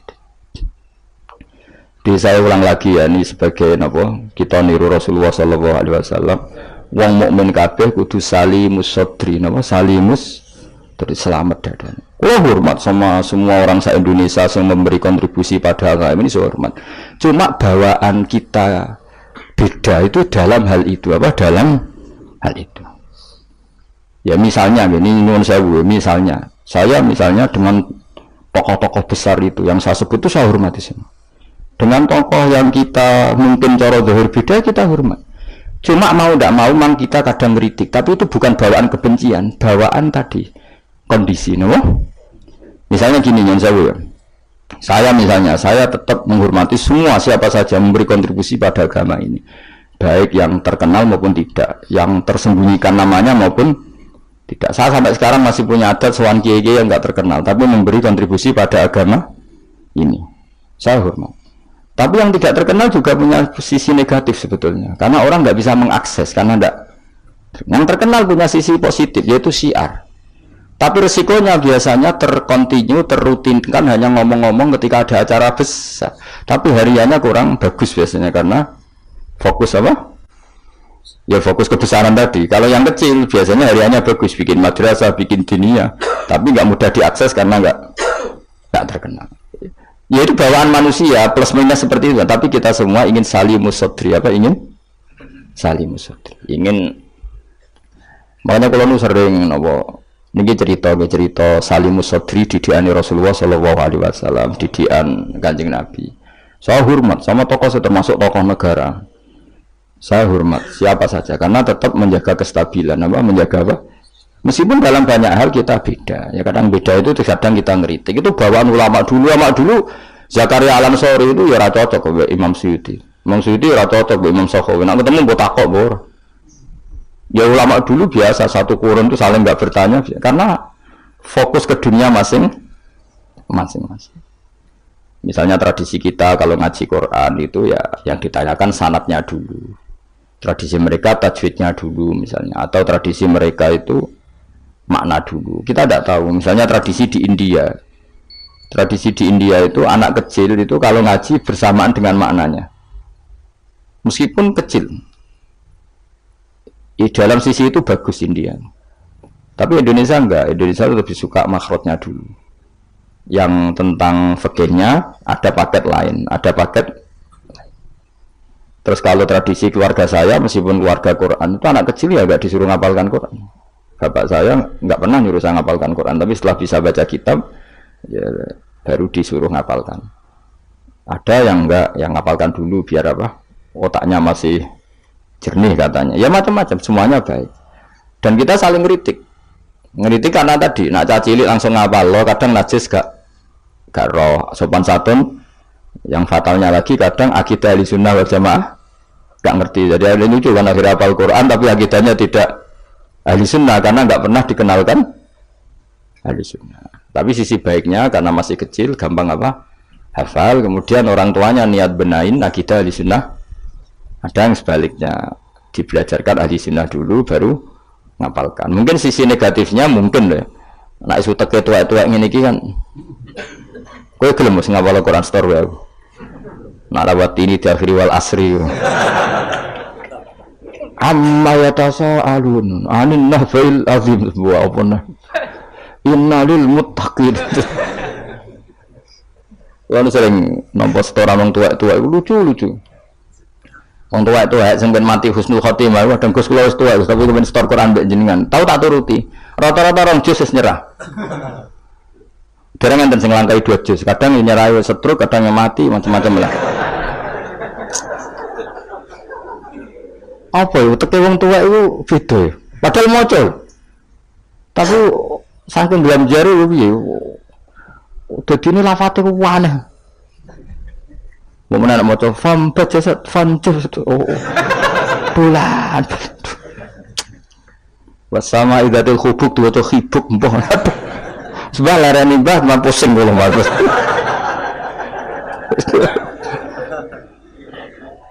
Jadi dua khayal dhewe. Ya seorang lagi ya kita tetap diru keinginan Rasulullah sallallahu alaihi wasallam wong mukmin ku salimus sadri napa? Salimus sadri. Sehingga niki tenan kula maklumatkan. Kula niku hormat. Siapa saja yang memberi kontribusi pada agama ini saya hormat. Tapi kalau ngeritik bukan berarti kebencian karena tadi ada sisi yang kita harus ngomong untuk menjaga kestabilan jalannya hadhis syariah. Misalnya saya dengan Pak Yusuf Mansur hormat. Saya dengan siapa saja dengan Ustadz Abdul Somad, dengan UAS, saya hormat. Tapi ada sisi yang kita harus ngomong karena banyak ustadz yang nggak terkenal tapi juga ikut memberi kontribusi agama ini. Makanya saya mengikuti yang tidak terkenal ini tak hormati, tapi semuanya kita hormati dari segi syiar memberi kontribusi. Kalau yang sedang tidak cocok ya dalam hal itu saja fitilkal khoslah, ingat-ingat apa fitilkal khoslah. Tapi jangan semuanya ndak. Kita semua dididik Rasulullah salimus sadri apa? Salimus sadri. Begitu juga saya dulu dengan siapa saja. Asal tadi semuanya itu demi niru Rasulullah sallallahu alaihi wasallam salimus sadri. Napa? Salimus sadri. Fal mukmin salimus sadri. Kita dalam hal misalnya masyarakat senang saya berlebihan, misalnya orang Jawa Timur, saya suka dari segi senangnya Kiai. Tapi saya juga sering kritik orang Jawa Timur. Meskipun yang senang saya lah. Ojo berlebihan. Karena kalau berlebihan senang Kiai terus sering sowan. Kadang anggaran gue belanja digo sowan. Sebenarnya saya bukan ngeritik sowannya, sehingga anggaran belanja salam no template itu terus aku mau itu piye. Nah, kadang ini tak takoki kan sowan aku rombongan bis tak takoki. Lho lari-lari mboten sekolah, mboten napa-napa Gus, sing penting sowan kiai. Lah bocah kok diajari. Lah ngono iku rombongane kadang 3 dino, berarti borot itu. 3 dino. Jadi saya ngeritiknya itu dalam hal itu saja, tapi mahabbahnya kita seneng, tapi kaifiahnya kadang tidak cocok. Ini perlu dicatat. Jadi hanya seperti itu. Kalau jenengan ini seneng ngaji ya seneng, tapi tetap sama tak kritik. Karena tadi wis gawa 3 perangkat kok gak paham. Wah, nih wis gawa kitab, gawa pulpen, gawa rekaman. Ini kan sudah mengalahkan ulama dulu. Karena ulama dulu tidak bawa. Tapi kok ilmunya jauh ini ada apa ya? Ya jadi kalau suwon kita benana wa binal mukminin kudu aja ana khil wala taj'al fi qulubina ghillal lil ladzina amanu. Kulo hormat sama semua tokoh-tokoh hormat. Kulo sama acara-acara besar kulo hormat. Cuma tetap kita sebagai ahlul ilm mengingatkan ada orang yang berjuang tuh enggak terkenal, ada orang yang berjuang enggak dapat apa-apa. Kita harus ngomong supaya orang ini juga diapresiasi. Tapi yang syiar ya kita hormati karena agama ini butuh syiar. Usaha sama tokoh-tokoh DPR itu ya akrab. Ya banyak yang saya sering ketemu saya ngaji. Tapi dalam hal yang kita tidak cocok yang ngeritik. Mereka mungkin yang ngeritik kita enggak apa-apa tapi hormat. Jadi eling-eling ya. Ini dawuh saya Imam Sa'roni. Saya nerangkan dalam konteks ilmu. Ini dawuh Imam Sa'roni. Kalau Nabi ngendikan laisa minna evitilkal khoslah, bukan berarti dia menjadi murtad karena laisa. Kalau makna sebenarnya kan laisa minna, orang itu menjadi murtad, orang termasuk golonganku wong sing tahu bodoni. Mau sekedar pernah itu tidak termasuk golonganku. Lah itu tenan maknane hakikat sing mati Nabi sapa? Semuanya pernah bodoni apa sering? Sering. Kadang rezekinya ya dari ya nyun sewu, kalau kebanyakan maklar, rezekinya dari apa aja? Gak bodoh ini kira-kira payu, Kak. Misalnya kayak jujur, maklaran tanah yang Kulon Progo sampai tinggu bendera loh. Apa malah apa? Abu Badan itu Kulon Progo. Pak tanahnya tak tuku, lah didamel nopon. Weh, kalau damel pertanian untuk pergi prospek. Padahal niatnya itu, iki apa jadi apa? Bendera. Dituku rego murah. Misalnya terus mungkin jumlah dari bandara pak, mungkin jumlah negara larang, mungkin dari larang kalau tak tubas pak, gelem tak orang minggu. Misalnya jujur mana?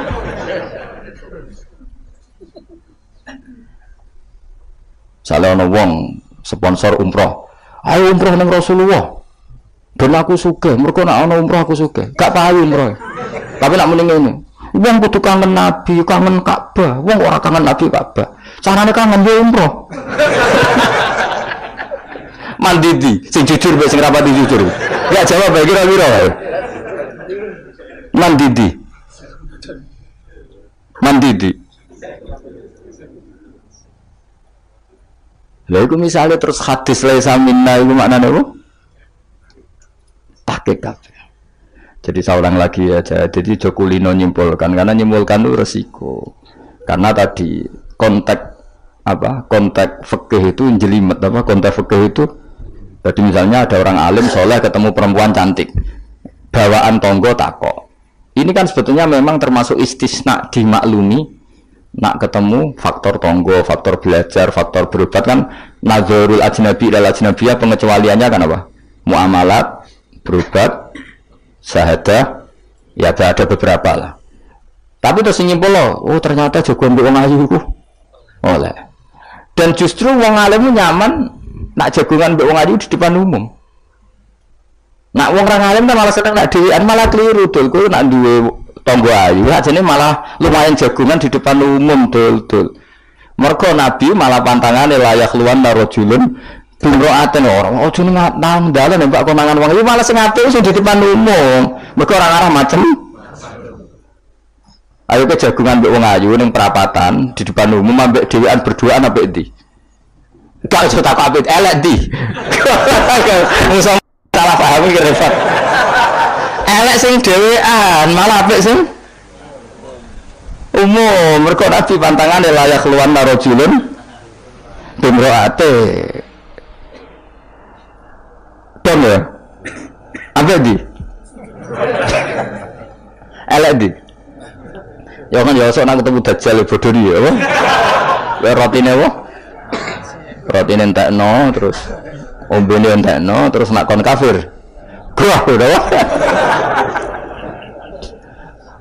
Tenak muni. Lha iki roti ku kadung mbok pangan, rotine pangeran. Bocah ora tau ngaji tauhid.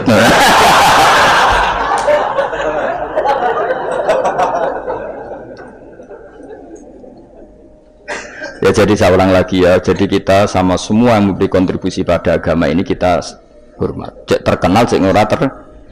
Tapi dalam hal yang kita tidak cocok kita harus ngeritik. Tapi jangan kebencian. Saya ulang lagi jangan. Karena kalau nggak ada yang ngeritik repot kayak tadi. Saya yang ketermaksa ngeritik wiridan. Mana ada orang soleh ngeritik wiridan? Tapi harus saya ingatkan sebagian yang eling pengiran itu sebenarnya eling nafsunya sendiri. Dia ngajukan proposal kepada Allah. Gayanya wiridan tapi sudah ya itu tuh. Lah nanti ini senang Allah tenan dijak bakas halal haram kan suka. Mergo iku ketentuannya Allah Subhanahu. Malah kadang mending ngene, ngaji halal haram ora penting, sementing ndonga.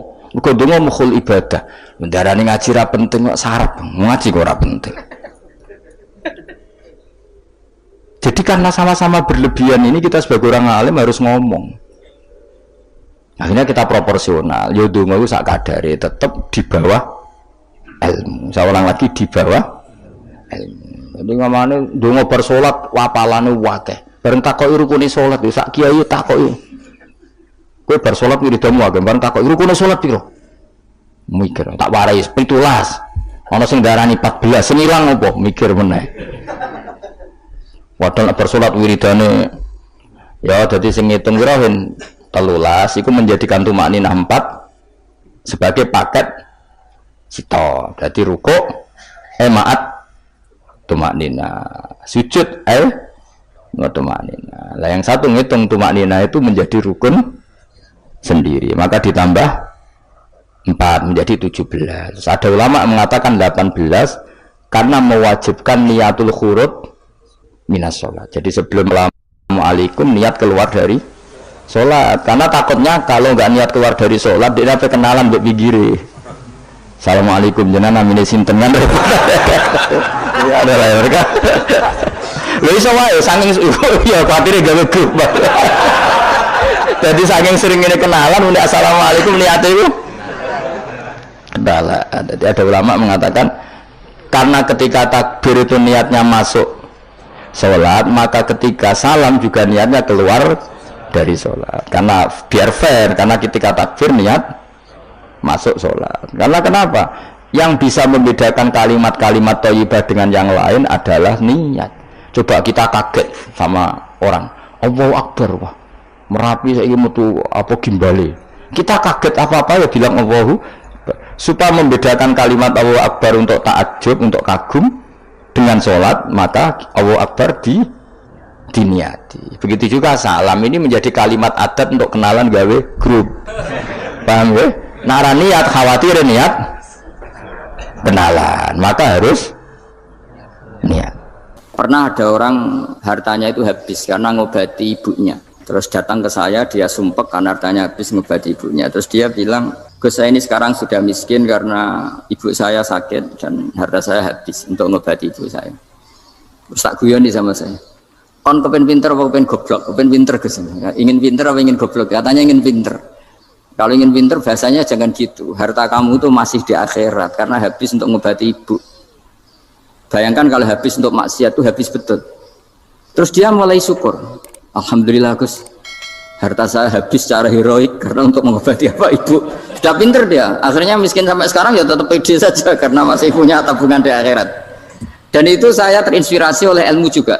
Jadi dulu Sayyidah Aisyah itu pernah nyimpan sepotong daging kambing, disimpan untuk dimakan beliau. Karena beliau mau iftar ya, mau buka atau apa. Singkat cerita, karena bawaan keluarga Nabi itu sakhok, ada orang minta dikasihkan.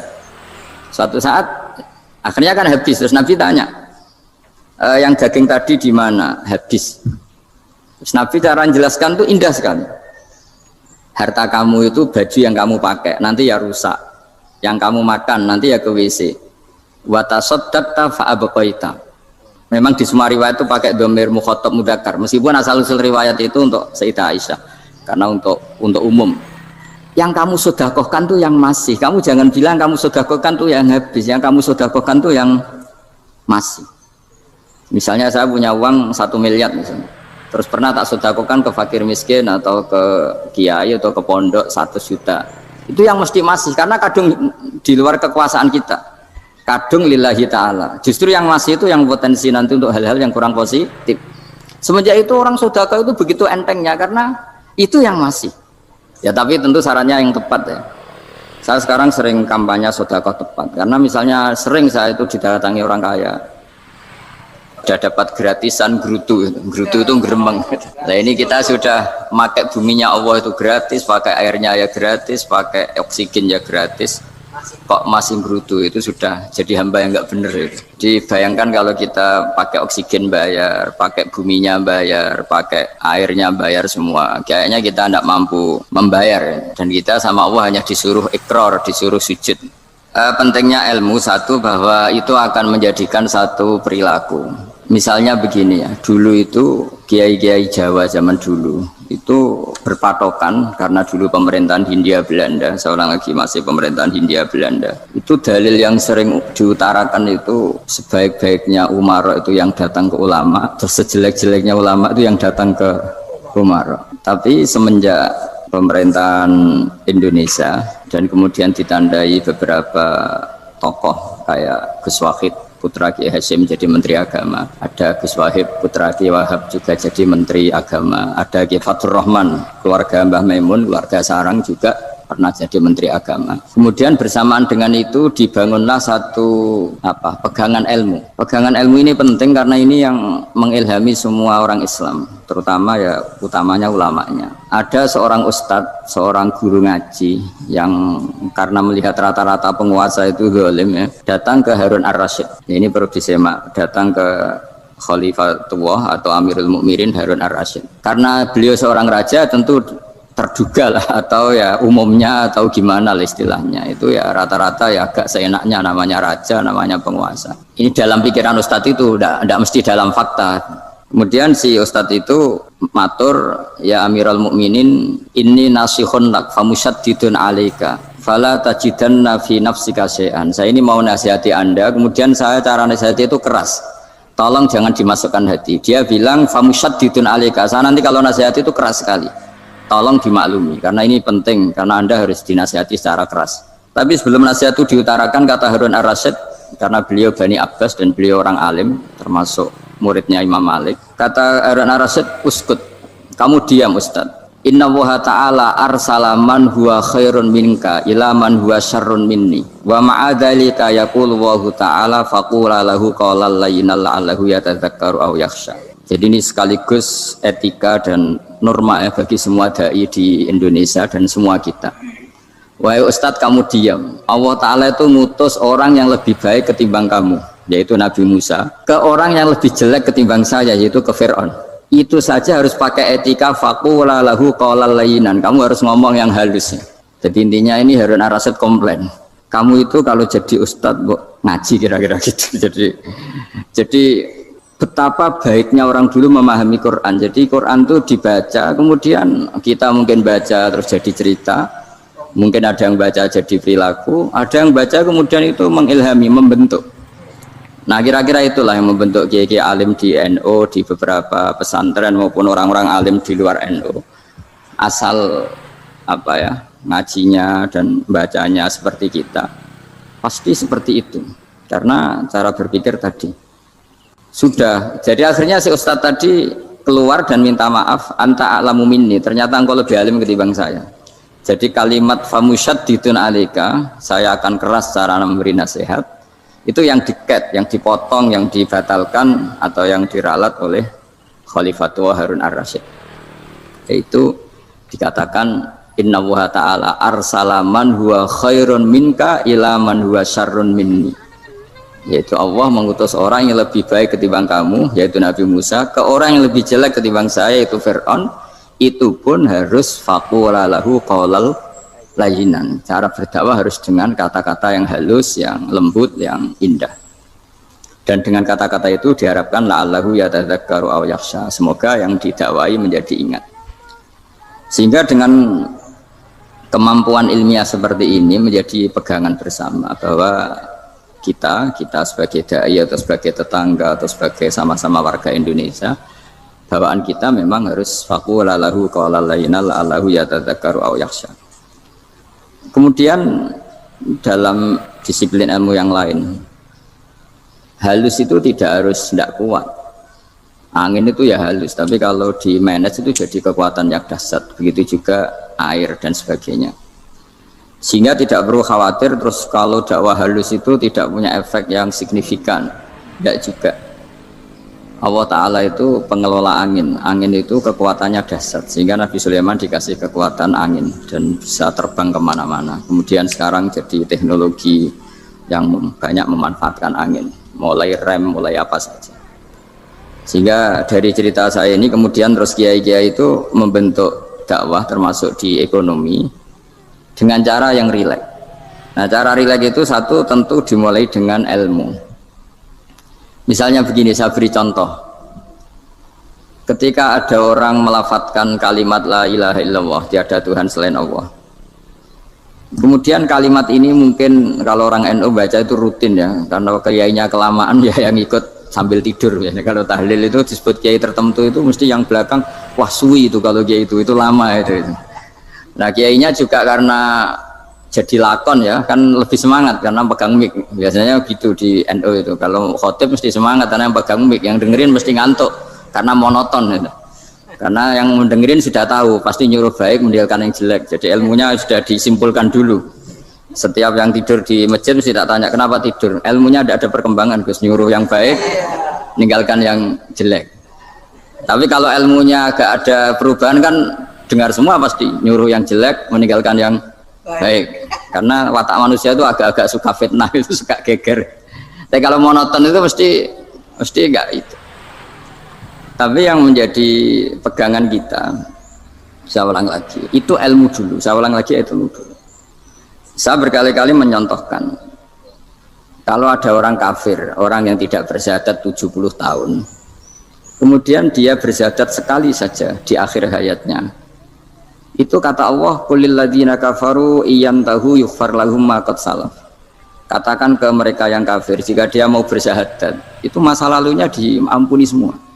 Sehingga kedahsyatan kalimat ini luar biasa. Orang yang kafir 70 tahun saja barokahnya la ilaha illallah ini dosanya bisa diampuni semua. Nah kemudian karena ilmu ini tidak begitu populer atau kurang dipopulerkan atau kita sendiri kurang menghayati, sehingga la ilaha illallah itu lebih dianalisis cara lafadz ini, pelafatannya ada sanadnya ndak ya. Terus cara melafatkan bareng-bareng seperti itu ada tumpengan ini bid'ah enggak ya. Jadi pertanyaannya sudah tidak tentang keramatnya atau sakralnya atau fadilahnya la ilaha illallah, tapi sudah macam-macam. Wiridan cara seperti ini ada hadisnya enggak, legal enggak, terus ada sanadnya enggak. Jadi saya mohon semohon-mohonnya untuk teman-teman yang di Al-Iman itu harus ngaji ya. Ngaji itu nanti kamu tahu cara mandang sebuah ibadah atau perilaku atau apa sajalah tahu. Karena al-ilmu yurisul ahwal, ilmu itu bisa mengilhami cara pandang. Dulu yaitu saya ulang lagi, ketika zaman Hindia Belanda, karena pemerintahnya Hindia Belanda itu ulama-ulama keras sekali, sejelek-jeleknya ulama itu yang datang ke Umarok. Tapi setelah era Mbah Hashim, era sampai Mbah Maimun, itu mereka peduli sama Umarok, sama semuanya sama-sama warga Indonesia yang ingin melihat Indonesia yang lebih baik. Sehingga banyak ya kakak saya sendiri pernah wakil bupati, terus putra Mbah Maimun wakil gubernur, ini teman saya Ki Hafid ya bupati. Semenjak itu terus, dan itu nggak lepas dari cara pandang, yaitu cara pandang diantaranya adalah cerita tentang Nabi Musa yang Allah tetap peduli sama Fir'aun sehingga tetap didakwai Nabi siapa? Musa. Dan posisi Musa datang bukan memanggil.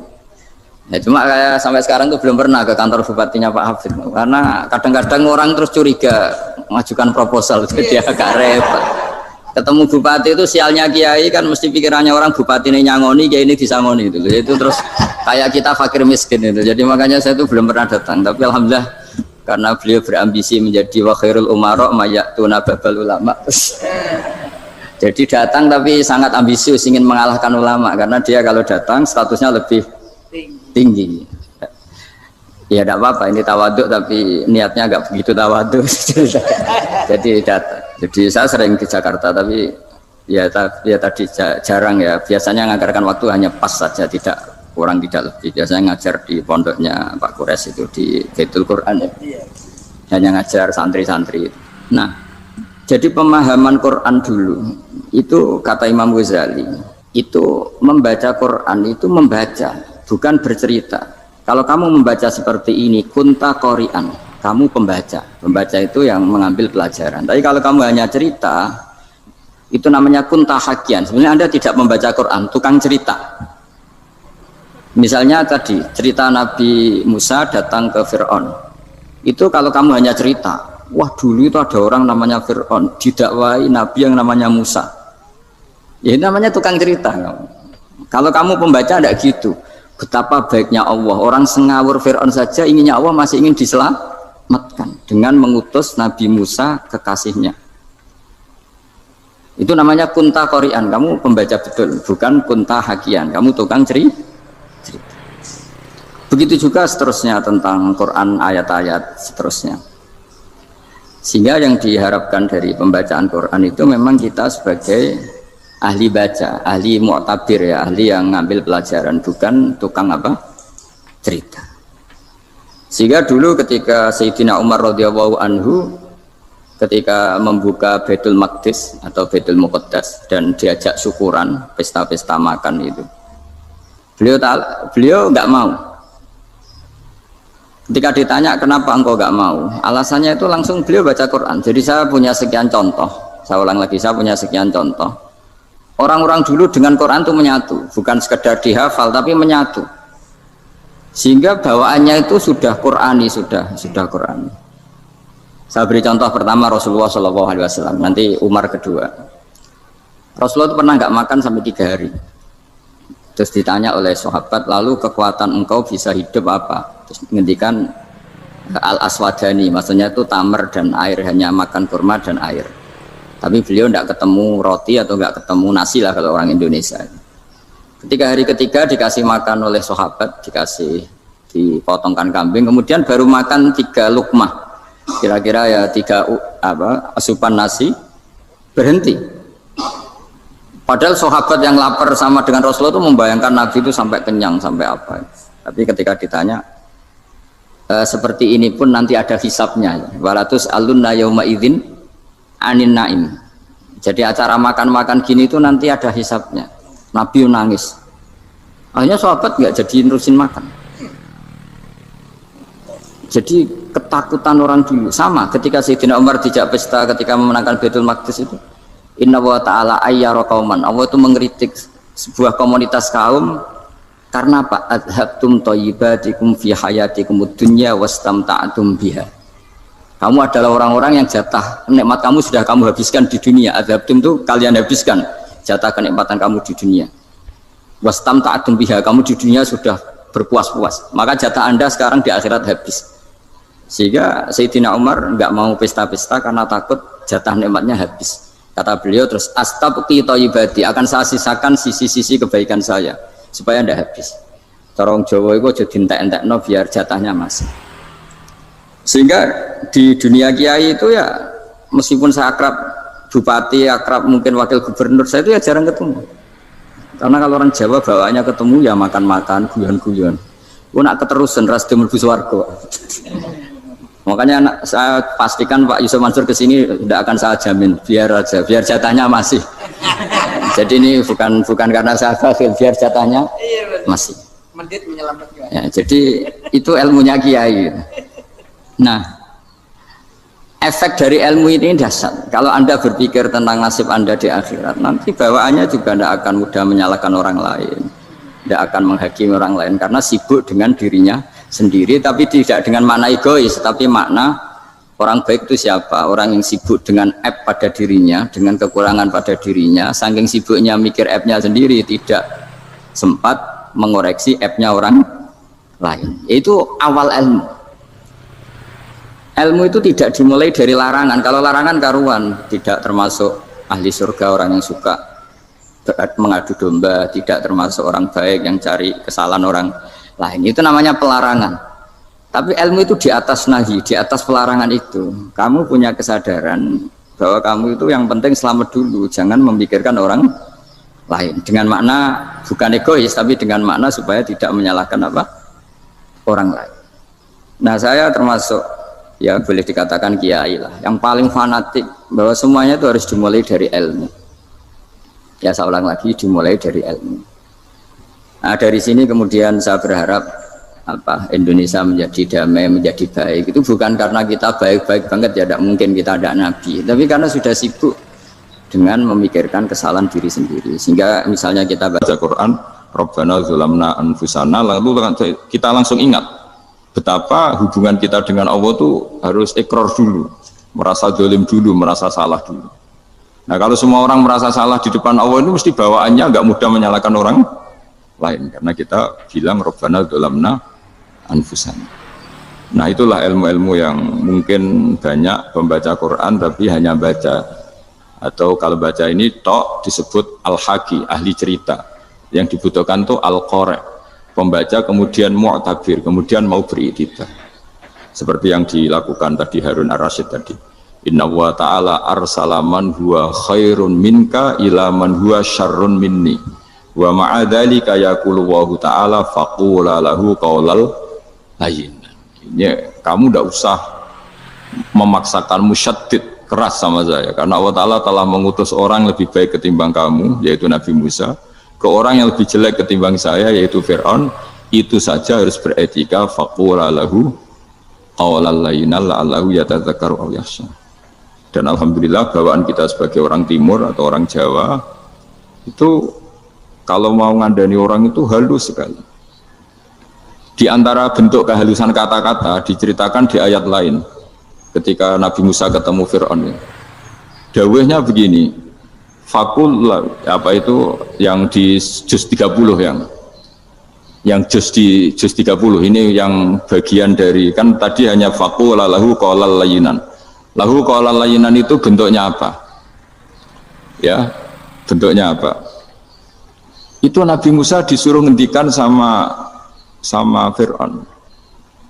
Apakah kamu mau saya nasihati?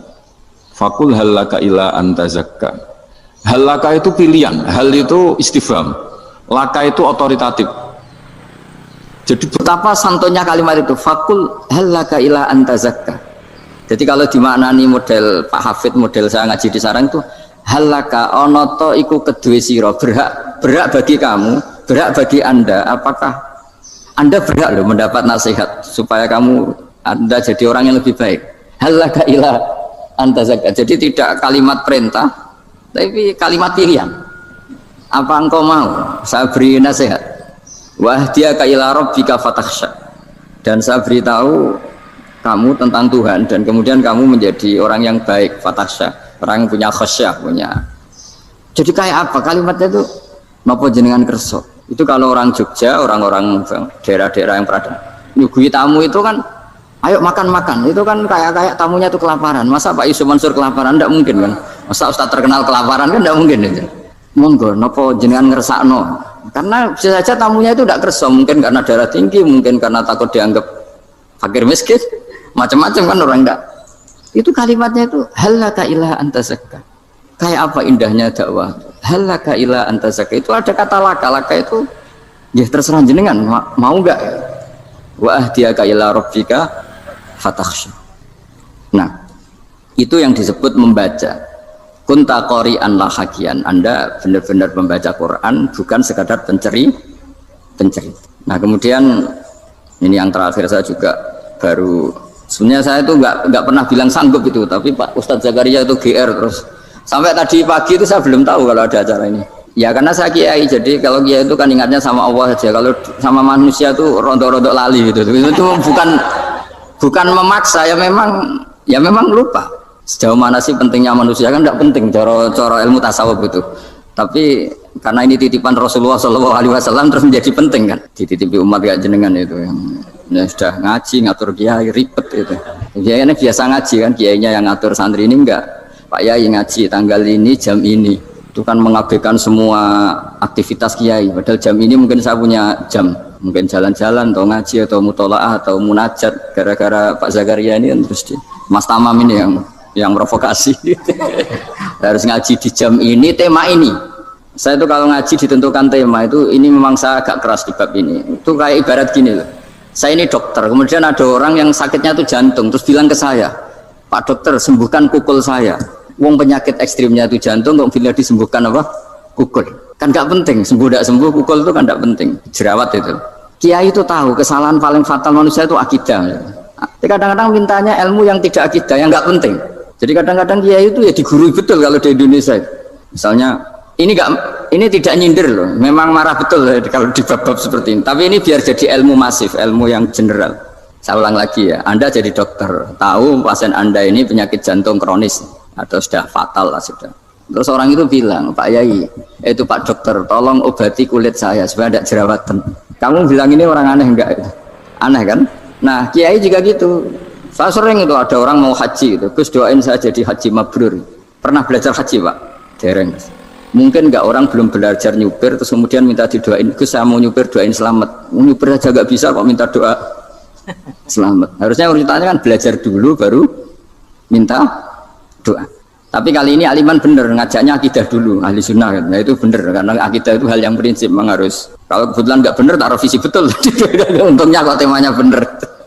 Jadi saya mohon ke seluruh orang-orang yang mau ngaji ke kiai itu tema itu biar yang milih kiai supaya tahu prioritas yang harus benahin. Jangan tema yang kita yang milih, jangan-jangan tema yang kita pilih itu tidak mendesak atau tidak penting. Ini bukan apa-apa, ini saking ingin baik saya ya, keinginan baik saya supaya dulu zaman sahabat ya gitu. Kalau ada pertanyaan salah sama Nabi dibenerin, cuma Nabi terlalu bijak, cara benerin tuh enak.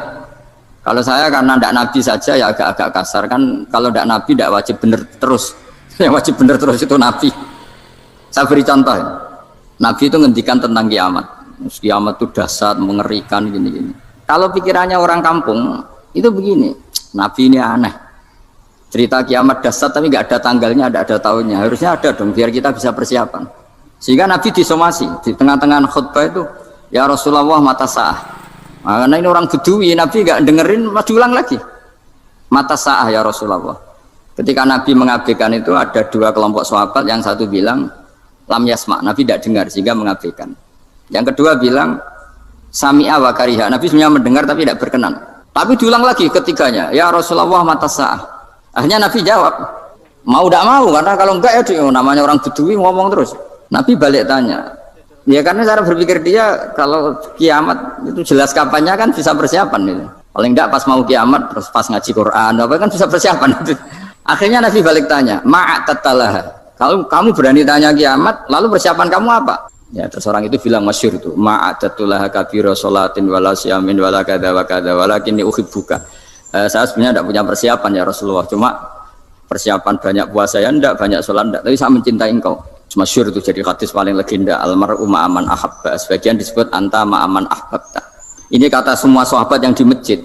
Si Bedui ini orang paling dibenci sahabat karena mengganggu Nabi saat khutbah, tapi aslinya ini menjadi orang paling dicintai sahabat karena barokahnya itu hadis itu keluar secara terbuka, almar'u ma'aman ahabba. Sebagian riwayat yuhsyarul mar'u ma'aman ahabba, nanti orang akan sowan sama Allah bersama orang yang mereka cintai.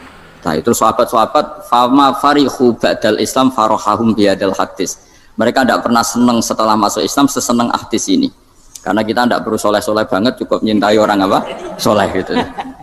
Makanya saya sekali bilang itu ya, kadang-kadang saya jadi orang alim itu ya rugi. Ruginya tadi. Misalnya untuk menjadi orang alim kan harus hafal Quran, ngaji Bukhari, Muslim, Ikhya. Ternyata pengumuman kedua orang nggak bisa apa-apa. Gelombang kedua para pecinta, waduh, itu kan repot ya. Jadi kita yang jadi orang alim susahnya bukan main, ternyata disaingi pengumuman kedua dan para pecintanya. Wah itu kan akhirnya ketemu orang-orang nggak jelas tadi itu.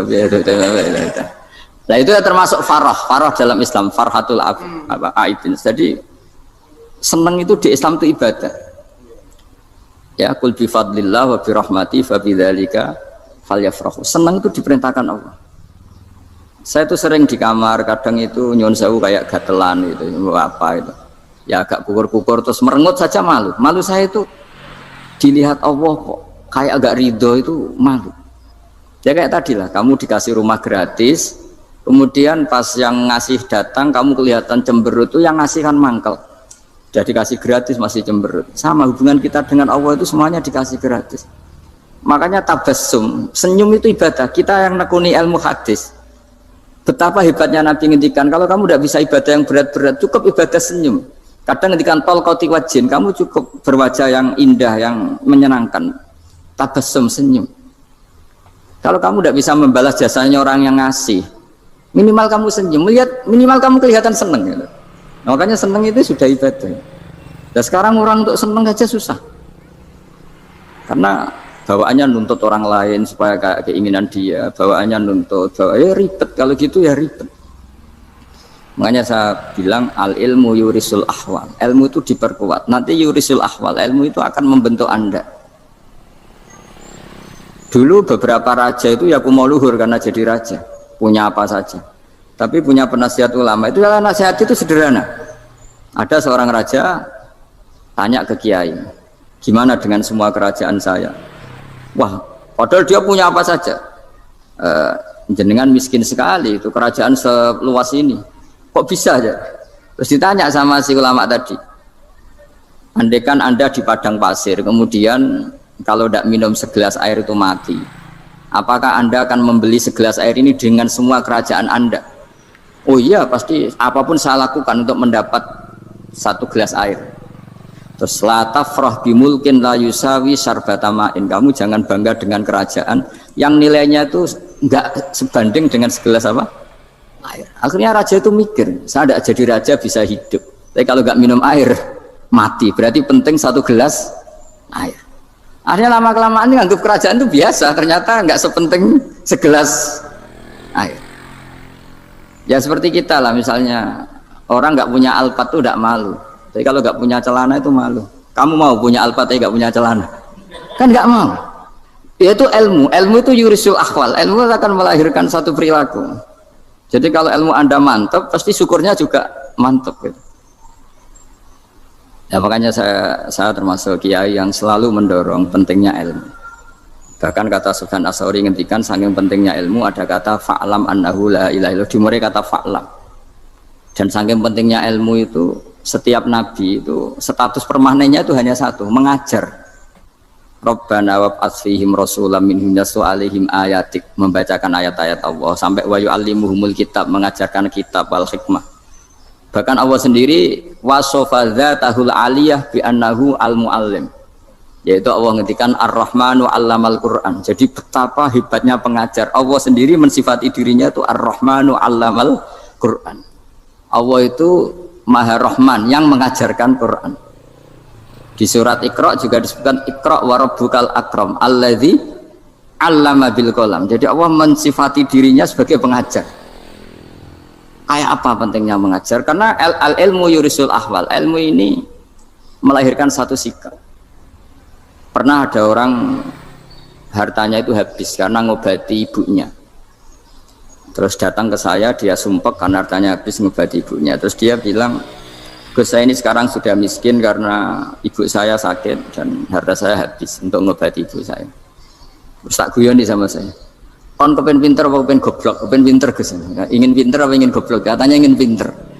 Kalau ingin pinter bahasanya jangan gitu. Harta kamu itu masih di akhirat karena habis untuk ngobati ibu. Bayangkan kalau habis untuk maksiat itu habis betul. Terus dia mulai syukur.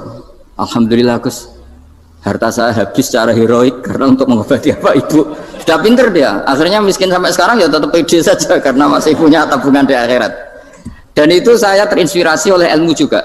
Jadi dulu Sayyidah Aisyah itu pernah nyimpan sepotong daging kambing, disimpan untuk dimakan beliau. Karena beliau mau iftar ya, mau buka atau apa. Singkat cerita, karena bawaan keluarga Nabi itu sakhok, ada orang minta dikasihkan. Suatu saat akhirnya kan habis. Terus Nabi tanya, yang daging tadi di mana? Habis. Terus Nabi cara menjelaskan itu indah sekali. Harta kamu itu baju yang kamu pakai nanti ya rusak, yang kamu makan nanti ya ke WC. Wa tasaddaqta fa abqaita. Memang di semua riwayat itu pakai dhamir mukhatab mudzakkar, meskipun asal usul riwayat itu untuk Sayyidah Aisyah karena untuk umum. Yang kamu sedekahkan tuh yang masih, kamu jangan bilang kamu sedekahkan tuh yang habis, yang kamu sedekahkan tuh yang masih. Misalnya saya punya uang 1 miliar misalnya, terus pernah tak sedekahkan ke fakir miskin atau ke kiai atau ke pondok 100 juta, itu yang mesti masih, karena kadung di luar kekuasaan kita. Kadung lillahi ta'ala. Justru yang masih itu yang potensi nanti untuk hal-hal yang kurang positif. Semenjak itu orang sedekah itu begitu entengnya karena itu yang masih. Ya tapi tentu sarannya yang tepat ya. Saya sekarang sering kampanye sedekah tepat karena misalnya sering saya itu didatangi orang kaya. Gus, saya ini punya uang banyak, ingin punya masjid biar dipakai orang Jumatan. Terus saya bilang, kamu ingin jadi orang baik betul apa baik versi Anda? Baik betul Gus. Tak ajarin mau, gak tersinggung, mau Gus. Kalau Anda bikin masjid di kampung Anda, masjid terbaik di dunia sekalipun, yang bingung saya ahli fikih. Kok bisa?